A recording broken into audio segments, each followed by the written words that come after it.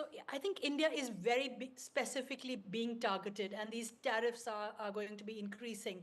But India will have to be firm, tough, and negotiate of how they can bypass this and continue this trade on oil in Indian rupees, because India had gained a lot, and India is a major oil importer.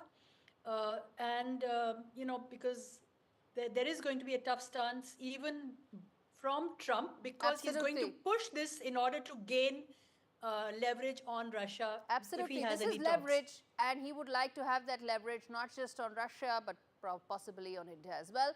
But Dr. Asif, then do you share Professor Anuradha's opinion, what she said, that India at some level is being targeted here?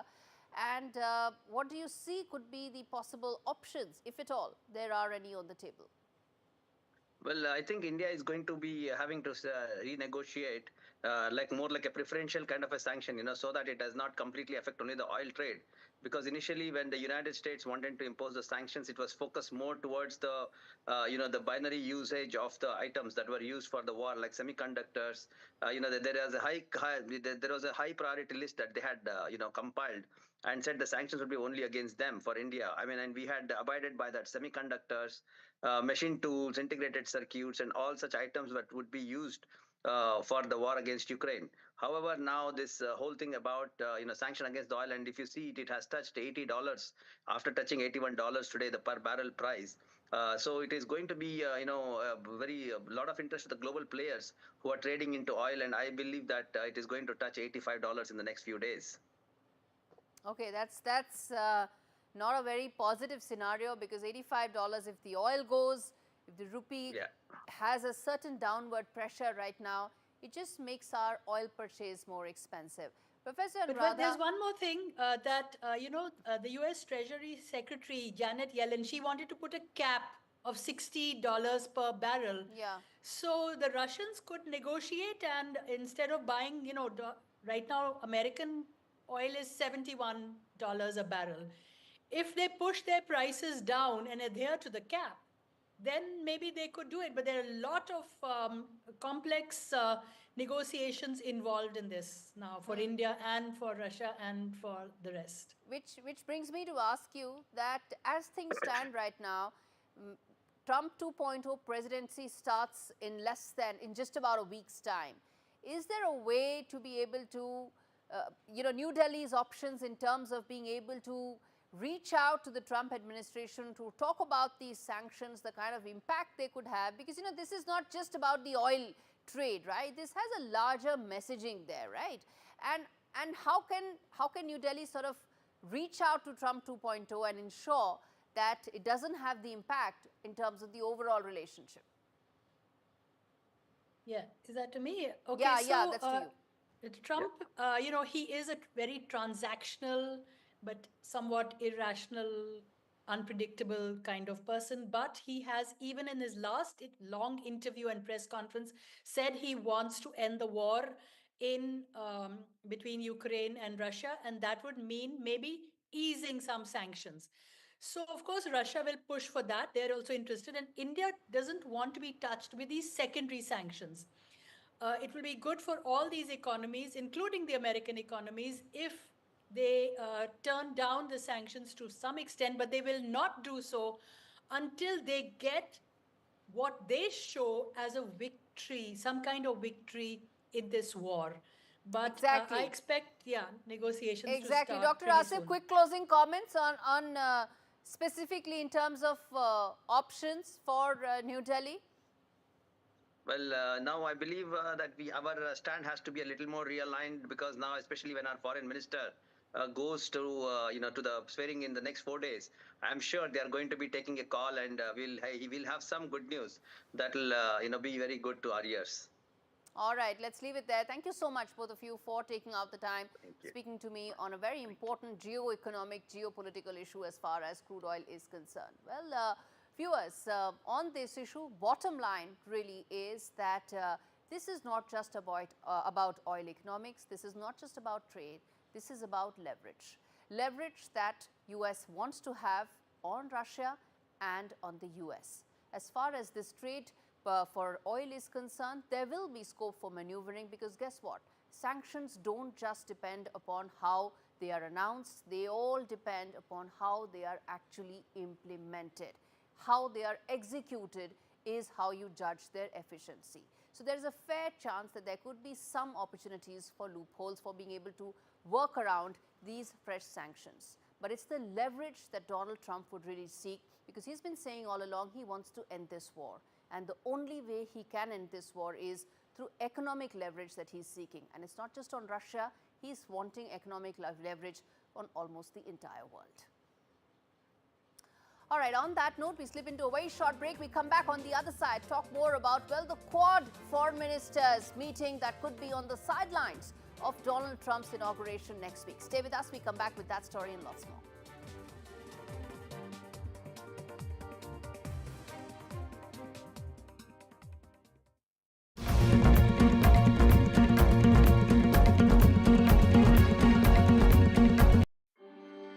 This poor creature is a lion, trapped in a cold, bare cage, alone. Terribly malnourished, just skin and bone. How can anyone simply leave a lion to rot and die? Right now, there are thousands of big cats suffering the same torment, languishing in cruel cages, neglected, abandoned, left to die. Will you help Four Paws free big cats suffering around the world right now? Please call 0800 035 7798, text RESCUE to 70544, or go online and give just £3 a month. Help Four Paws cut the bars and rescue these cats from their prisons. Help us take them to our sanctuaries where they can begin to recover. You'll be setting big cats free from pain and protecting them from cruelty, letting them see the blue sky above and breathe the clean, fresh air of freedom for the first time. But they are the lucky ones.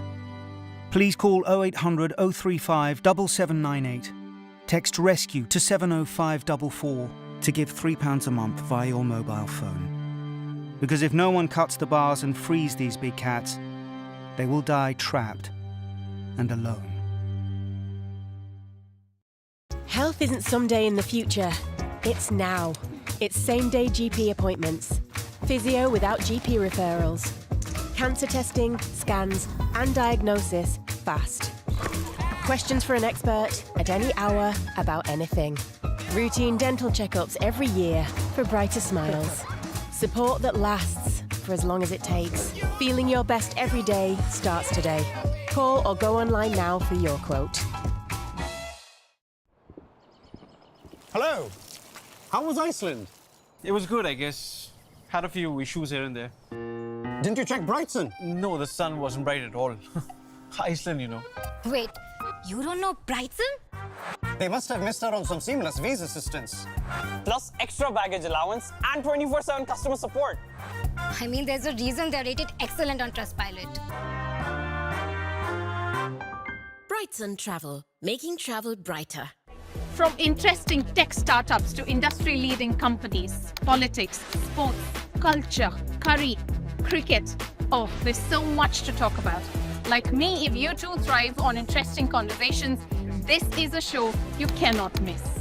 Watch this space to know more about all matters and all people that make Britain what it is today. Out of Britain, with me, Radhika Iyer.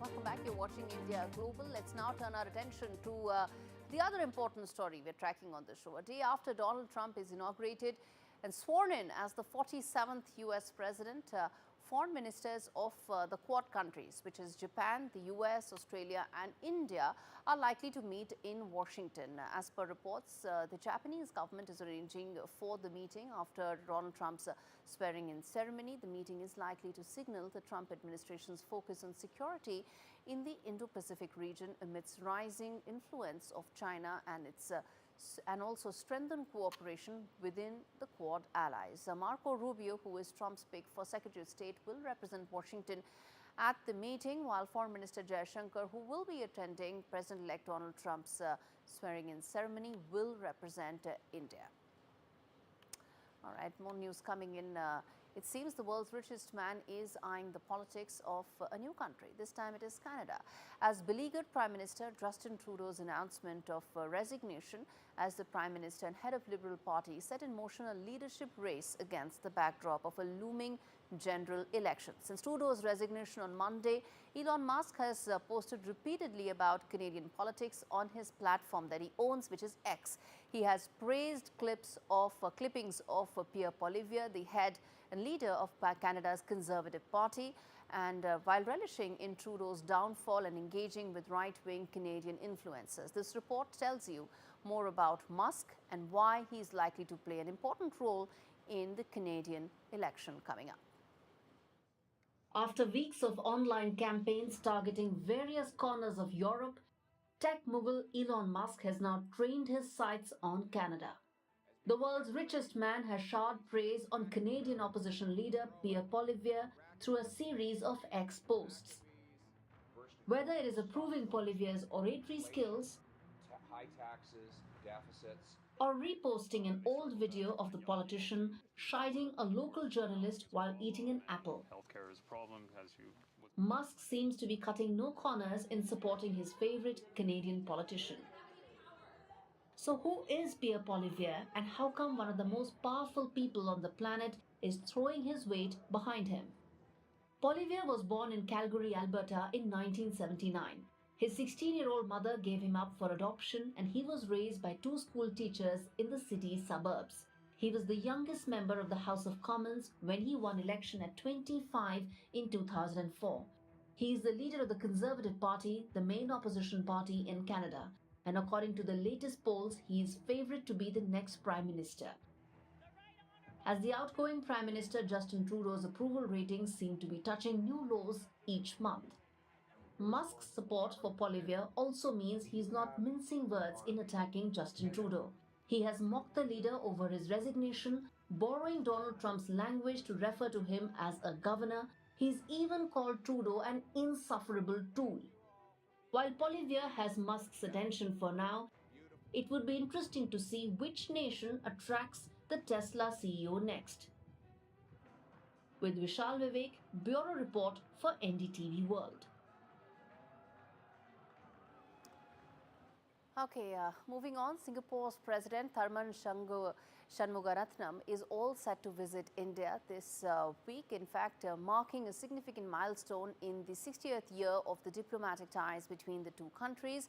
The visit is likely to take India and Singapore relations to new heights, with a focus on non-traditional areas of cooperation, which is energy, industrial parks and skills. In fact, skilling is likely to be a major focus for the Singapore leader, who is going to be, in fact, this is going to be the first visit by a Singapore leader in the last 10 years. My colleague Ghazali joins for more on this and why this is a significant step in terms of the bilateral relations between India and Singapore. Go ahead, Ghazali, explain to us, connect the dots. So, as you rightly pointed out, the first visit by a Singapore president in the last 10 years, and why this visit is very significant, because last year we saw Prime Minister Modi visiting there in Singapore. He said that how India has become a land of opportunities for other countries, and besides the cultural connect, besides the Indian diaspora there in Singapore thriving and contributing towards Singaporean economy, India has also become a big field for Singapore to invest here. So as of now, there are 6 skill centers which are running in India in different states when it comes to a joint venture between India and Singapore. So perhaps that kind of agreement will be revisited by both the parties. Besides that, the Singapore's president is also scheduled to visit Odisha, where he will have some talks with the Odisha government there for further sort of cooperation between Odisha and Singapore. And then this visit not only will sort of revise all the existing agreements between India and Singapore when it comes to semiconductor, energy, defense cooperation, but new avenues perhaps in the skill development sector, which will be something which will be thrust of this visit, because whenever Indian Prime Minister or Indian External Affairs Minister have visited any country in abroad, these two issues are now one of the focus areas. So even now when he visits, the Singapore's president will be visiting India. Energy sector, besides energy, defense and other cooperation in other sectors, the skill development domain will be something which will be in focus, and India and Singapore will be worked towards that. A very important remark also came from one of the cabinet ministers in Singapore's government day before yesterday when he was attending an Indian diaspora event in Singapore. He said that India is a place where we look forward for more opportunities, and how Indian diaspora has also contributed towards the economy in Singapore was well acknowledged by the government there. So it seems so that both countries are working towards a very positive side, and perhaps we will see much more enhanced engagement in different areas of sectors which will be different from what which we have already in. All right, Mohammad Ghazali, appreciate you giving us that lowdown on why this visit is so important. Shifting focus now from Singapore to Sri Lanka. Well, the Sri Lankan President Anura Kumara Dissanayake made his maiden foreign visit to New Delhi to India last month, and he's now set to follow that up by going to China. That's where he's now headed next. Sri Lankan President is set to visit China this week, seeking to balance ties with Beijing weeks after his India visit, a visit that China had termed as being of great importance, Dissanayake, who began his political career as an anti-India voice, has since shifted stances, and while appreciating India's assistance during Sri Lanka's grave economic crisis 2 years back, chose India for his first visit abroad. All right, Apple has reportedly achieved a major milestone by surpassing the 1 lakh crore rupee mark for iPhone exports from India in 2024, with exports hitting a record $12.8 billion, which is a little under 1.1 lakh crore rupees, reflecting a 42% year-on-year increase. This growth largely stems from a rise in local value addition, now ranging between 15 to 20%, depending on the model, and a nearly 46% surge in domestic production, which totaled about $17.5 billion. The $12.8 billion in exports this year marks an unprecedented achievement for any single product export from India, and highlights the success of the PLI scheme, the Production Linked Incentive Scheme that was launched 2 years back when it comes to smartphones. All right, with that, we're slipping into a very short break. We come back on the other side, talk more about the India-Bangladesh fencing face-off, and where does it go from here. Stay with us, we talk about that and lots more.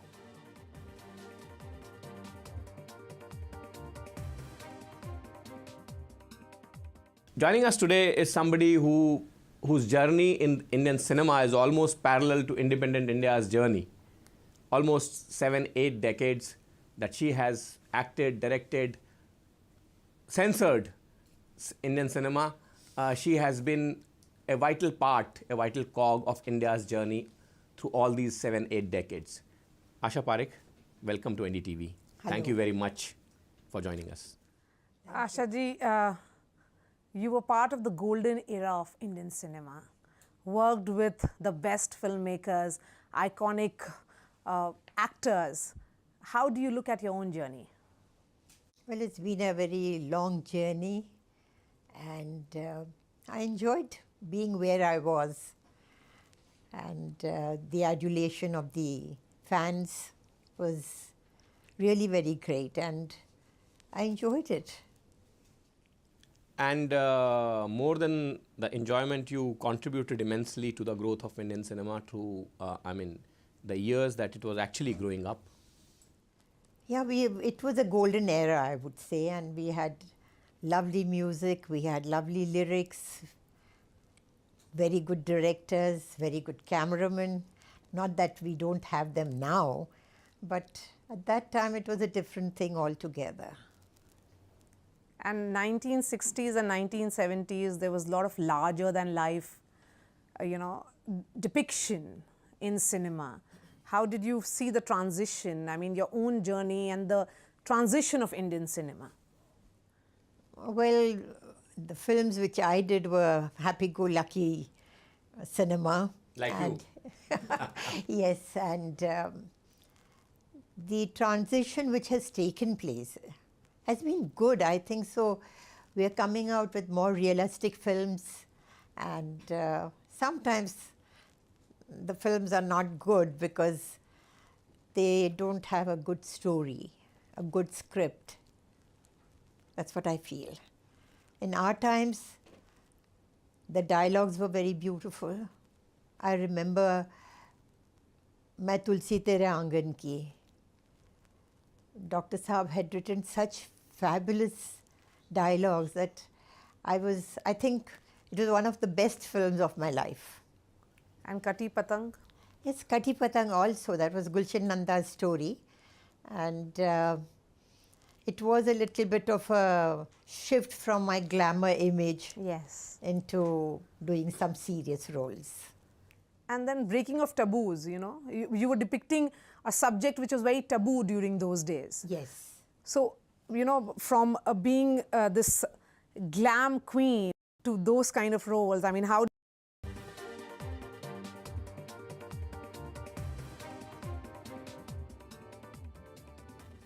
Watching India Global, we now turn our attention to the other big story on the show.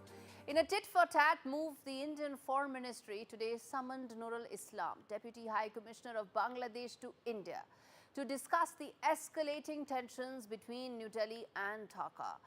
This comes after the Bangladeshi Ministry of Foreign Affairs summoned the Indian High Commissioner Pranay Verma following allegations that India was attempting to construct fences at 5 specific locations along the over 4,100-kilometer Indo-Bangladesh border.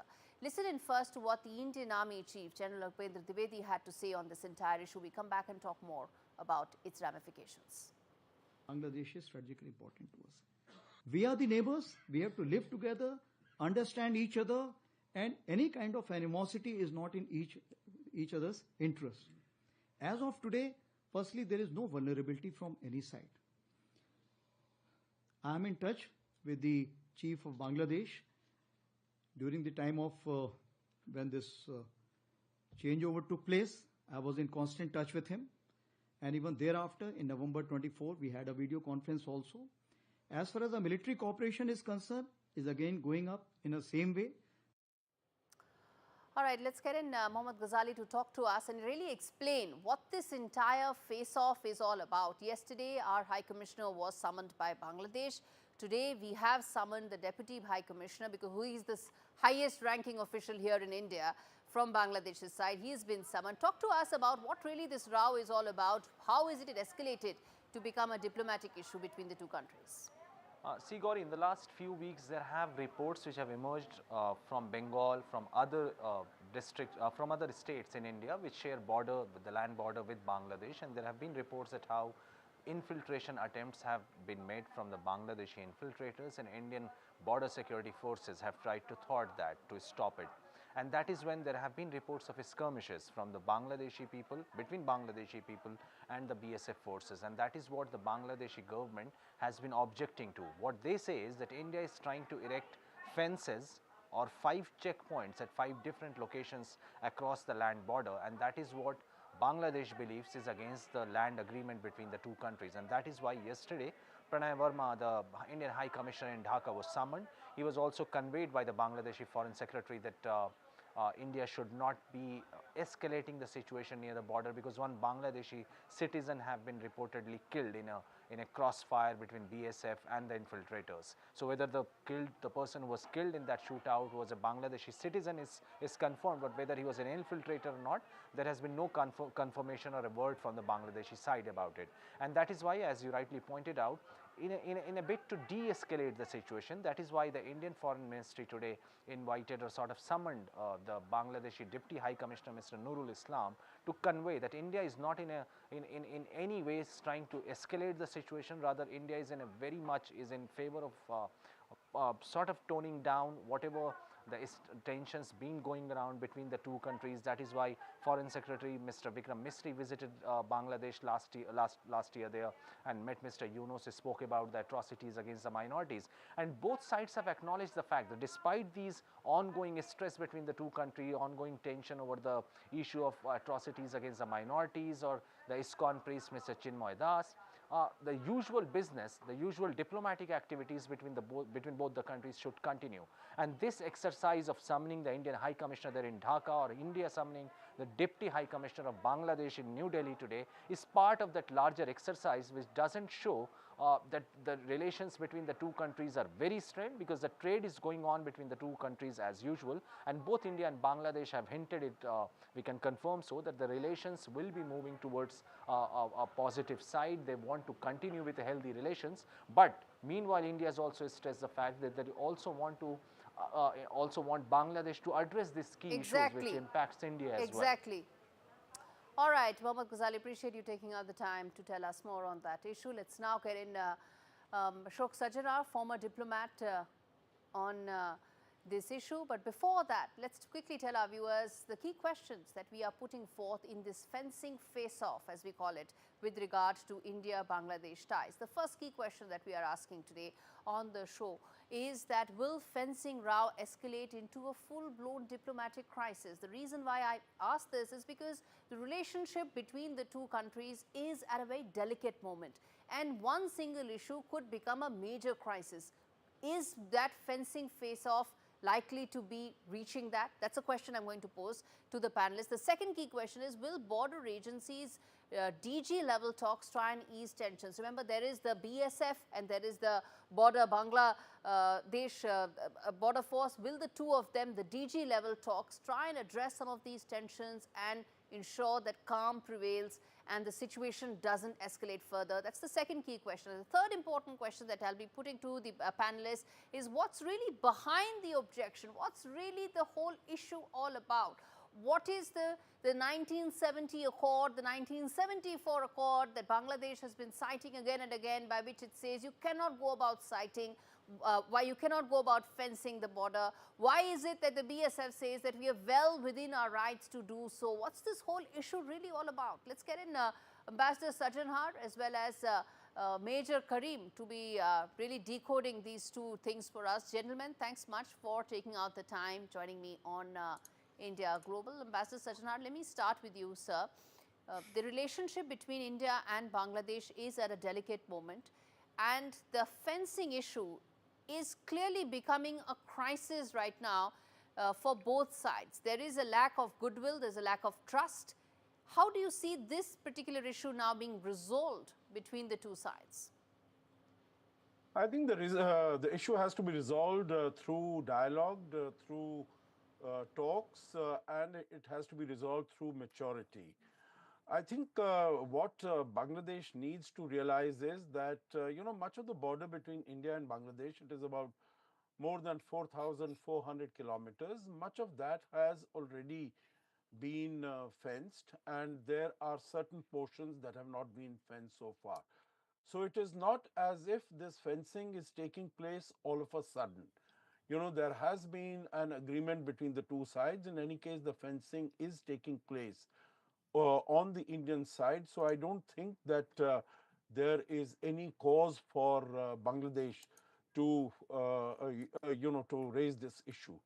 The second aspect is that I think Bangladesh needs to realize India has been following its approach in a very calibrated manner. It doesn't want to provoke the issue. It doesn't want to escalate the matter.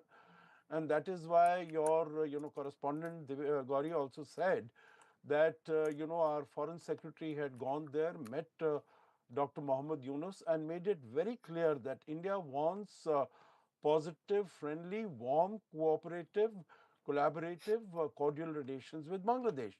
And India is not doing anything of to provoke Bangladesh in any manner. Absolutely.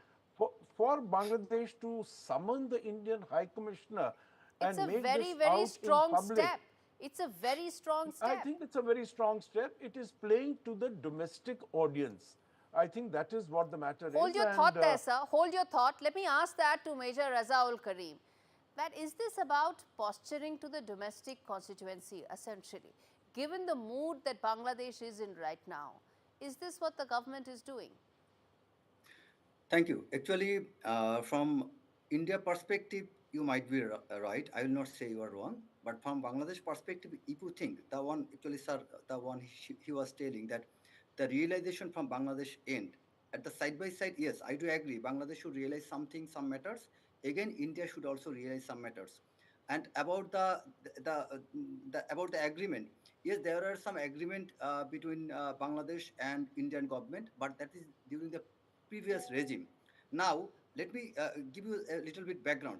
Basically, I will not blame India for their any role right now, because so long the way our previous government, especially Army regime, had been ignoring everything just to appease Indian, the then current or the current government, thereby the expectation for India from Bangladesh supposed to be very high. That might be right or wrong, might Major be Karim, good or bad for Bangladesh, but accordingly, why India should deny if they get something better from them?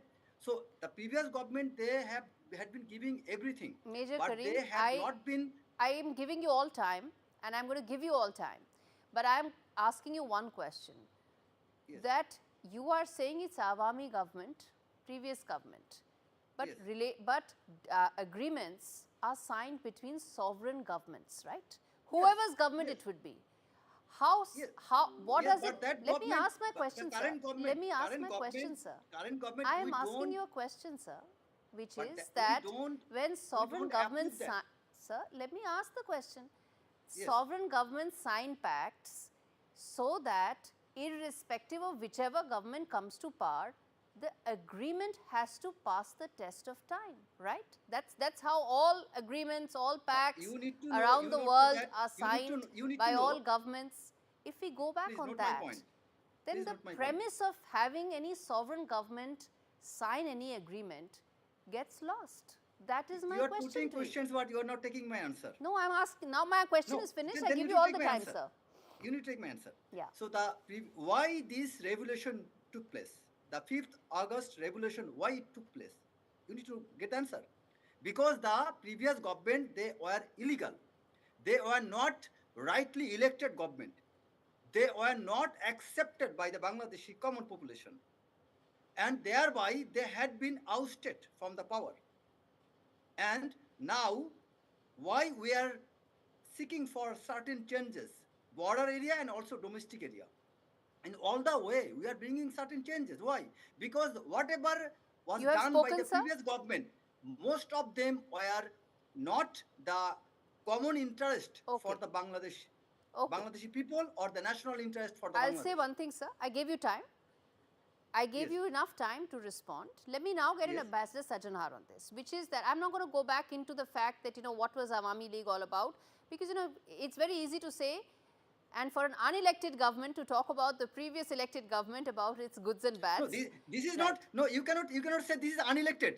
This is not It's an unelected elected because government. there As I was no said, election. that's not the topic of discussion today. Mohammed Yunus is an unelected leader, sir. This is not the topic of discussion today. Unelected word is not justified here because there was as no I election. As I said, that's not the topic of discussion. Ambassador That is a Sajjanhar demanding respond to the fact that every time a new government comes, the previous government's pacts are then, considered null and void. Then how do we go about ensuring that This diplomatic government cannot be ties? compared with the previous Sir, government. now you are speaking over me. I gave you enough time. Let's now give Ambassador Sajjanhar some time. He has been very patiently listening. I am asking him about how to resolve a situation like this, where previous pacts are all considered null and void because, well, a revolution has happened, new sets of people have come to power.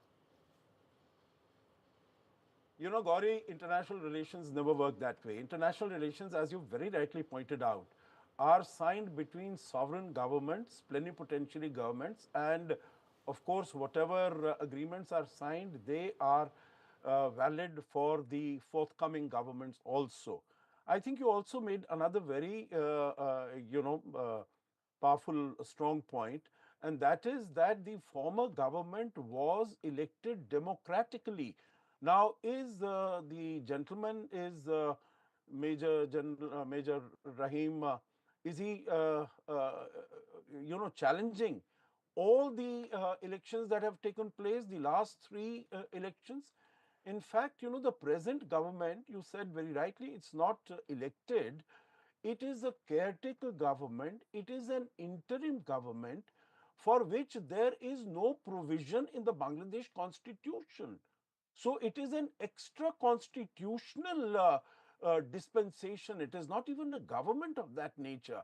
So I think for them to say the mandate, basically what had been given to Dr. Muhammad Yunus was to come maintain peace, security, stability, as far stabilize the economy and hold elections so that a duly elected government can take action on whatever might be the challenges. Ambassador Sajjanar? The second point, the last point, Yes. Gaurie, if I you have a permit question just to one Ambassador.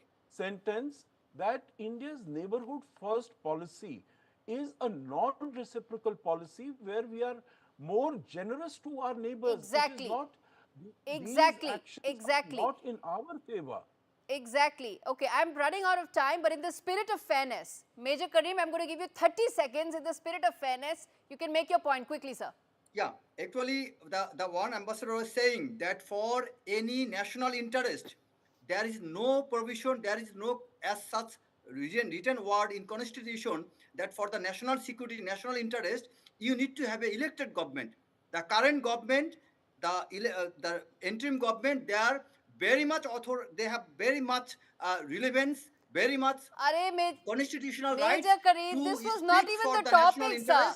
The topic was about fencing. You are going on and on and on about defending Mr. Yunus and whether he's elected or unelected. I'm telling the fact. We were talking about fencing.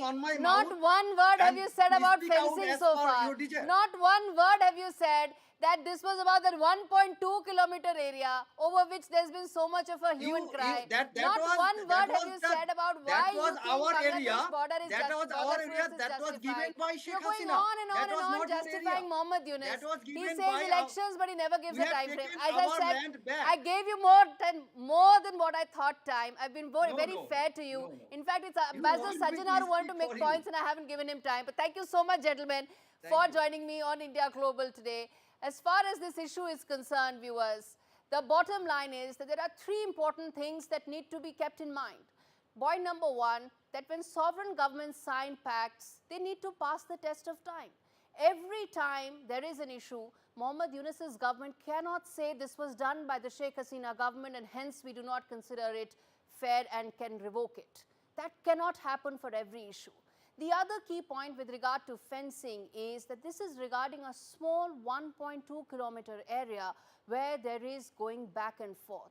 Dialogue is the only way to resolve this. And the third and the important point is that India has been very vocal about its concerns regarding smuggling, crime and all such matters when it comes to the porous India-Bangladesh border. Why should it not be allowed to fence it in its own interest is the key question that we are not yet finding an answer to from the Bangladeshi side. All right, on that note, we slip into a very short break. We come back on the other side. Stay with us. Lots more stories on the other side.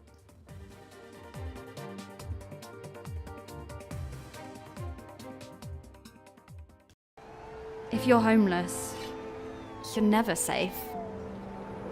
Tonight, too many young people like Kira will be at risk right here on our streets.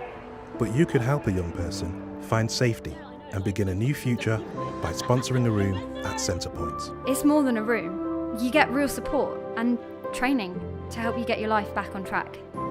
Please search Centrepoint Room online today or call 0808 281 8001 and be the turning point for a young person like Kira. Thank you. Now I'm retired, I can spend more time with my grandson. I'm proud of him and want to help any way I can. Which reminds me. Welcome to British Seniors, the UK's #1 rated provider of over 50s life insurance. Hi, I'd like a quick quote. No problem. We're proud to offer our seniors lifetime guarantee. With 100% of claims having been paid, we guarantee your premiums will never go up and that you'll speak to one of our specialists in the UK. Well, that's good to know. UK residents aged 50 to 80 are guaranteed to be accepted. Depending on your age, your loved ones can get a cash payout up to £10,000. And that money can help with my funeral costs or even be used as a gift. I'll do it. Plus, when you sign up, you'll receive a £135 gift card and free 24/7 GP advice and health services. Thanks, Mum, for everything. Be proud to protect your loved ones with British Seniors. To get a free quote today, call our UK team on 0800 158 552 or visit britishseniors.co.uk. Who doesn't love a good deal? Meal deals. Be rude not to deals. Seal deals? Or a bit of deal or no deal? We've got free-to-play deals with no deposit required. And up to £1,000 to be won every day. Get that good deal feeling only at Tombola. Our first year as a family flew by. And now, I want to make sure he'll be financially protected for all his birthdays to come. That's why I'm calling Smart Insurance. Hi, how can I help? Hi, I'd like a quick quote for family life insurance. OK, you can choose a benefit amount up to £750,000 depending on your age. That's great. If you're a UK resident aged 18 to 64, you can apply with just a few health and lifestyle questions. For £250,000 of cover, the price starts at just £14.77 a month. That's less than I thought. And could help my wife pay off the mortgage. And with our Smart Family Guarantee, you'll have peace of mind. That's good to know. You'll also receive a 100% advance in the event of terminal illness and 10% cashback on your first year's premiums. That's the Smart Cashback. Plus, you get your choice of a £125 gift card. Protect the life you've built the smart way. To get a free quote today, call our specialist UK team on 0808 141 5855 or visit smartinsurance.co.uk. Those kind of roles, I mean, how...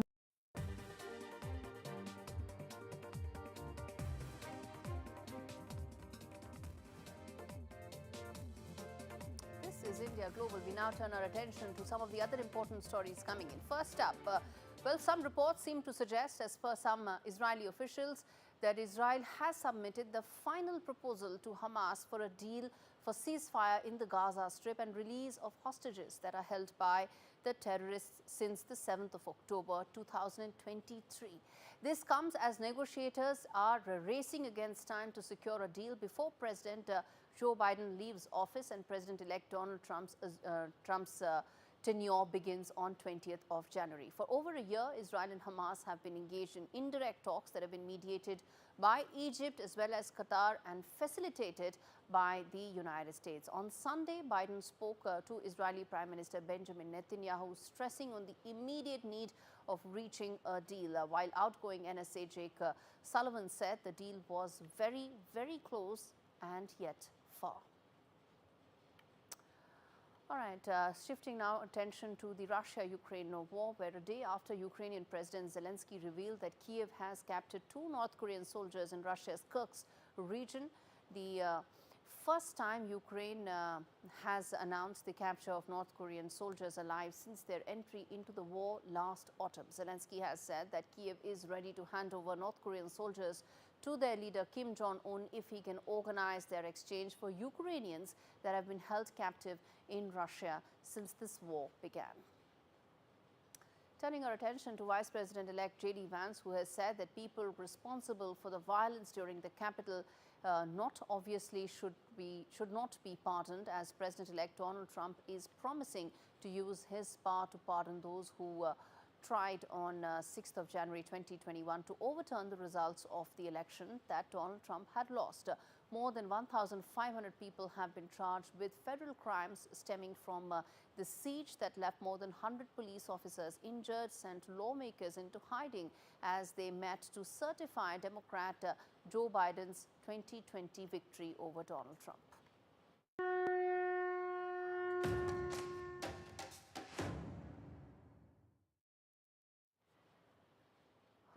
We now turn our attention to the 45-day-long Grand Maha Kumbh that has begun from today. It's considered to be the world's largest spiritual gathering. It's Posh Purnima today, and millions of devotees have gathered from today itself for the holy dip. Today is when the first dip was taken place. The Maha Kumbh is held once every 12 years, and this is in fact considered to be once, that is, after 144 years. It is such an auspicious time, and millions of devotees are expected to visit Prayagraj in Uttar Pradesh over the next 40 days. The city has got a facelift, with walls of the city being adorned with paintings, drawings depicting different aspects of Hinduism in all its glory, in grandeur and color.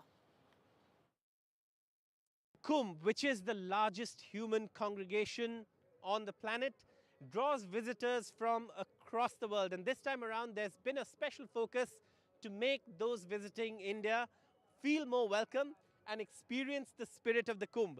Now, I have with me a group of tourists from Bulgaria. What brings you to the Kumbh? We are photographers from Bulgaria, and we are very excited to see your rituals and to feel, hopefully, this enlightenment that your saints have achieved. And we are really interested to see this ritual happening in front of our eyes, and we hope to feel some part of it also. And we are curious about your moksha. And are you planning to take the holy dip? Are you attempting it? Yes, it's very tempting, but we are not sure yet. Maybe if we have courage enough, we'll maybe try. Also, because the Kumbh is known for crowds, I think you have a very unique way of locating your group. And if I can show you these, these are the flags to, I guess, identify your groups, right? Yes, our guides, which are amazing, are leading us to not get lost in the crowd, because we found out that 500 million people are gathering here for 40 days. So we were a little bit afraid if we get lost. But for now, the organization and everything is perfect. And we don't feel lost, we feel safe, and really excited about your culture. And since you said you're photographers, are you happy with what you've been able to capture so far in terms of photographs? Yes, so we are amazed. Everyone here is so colorful, so expressive, so welcoming, and we are really happy to be here. Thank you so much for taking time out for NDTV. Please have a lovely trip and enjoy this Kumbh. Thank you very much. Namaste. Thank you. Thank you. It's the Maha Kumbh, which is getting millions of devotees, not just those from India, from around the world. And you heard that conversation that Saurav had with those Bulgarian tourists, photographers, devotees, and there are going to be millions of more from around the world. Let's get in Saurav live to talk more about what he's been experiencing so far. It's only day one, Saurav, but talk to us about the experience, the scale, the grandeur, and how it's like to really be in Sangam right now at the Maha Kumbh. Well, you know, it's overwhelming to say the least, because this is frankly the world's largest congregation, and we've had over 1 crore people just today take the holy dip on the first day of the Kumbh.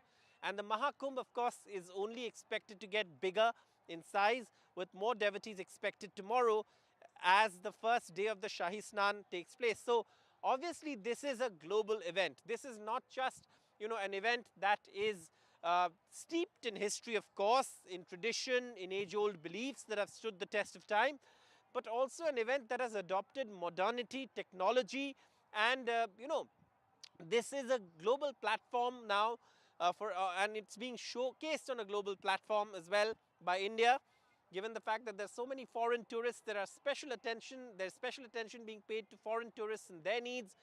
There's a high level of adoption of technology, you know, face recognition cameras, all of that, to make sure that this Kumbh is not just one that's steeped in tradition and, like I said, age-old beliefs, but also one that's more safer for everyone who comes to visit with the adoption of technology. And it's, of course, only going to get bigger, with 45 crore people expected by the Kumbh Mela over the next few days. All right, Saurabh, we're going to keep coming to you over the next 45 days for all the modern and technology that is being put, the infrastructure that is being put. It is the Hindu Dharma and the spiritual beliefs of Hindus that is at the core of Maha Kumbh. With that, we're completely timed out in this edition of India Global. Thanks so much for watching.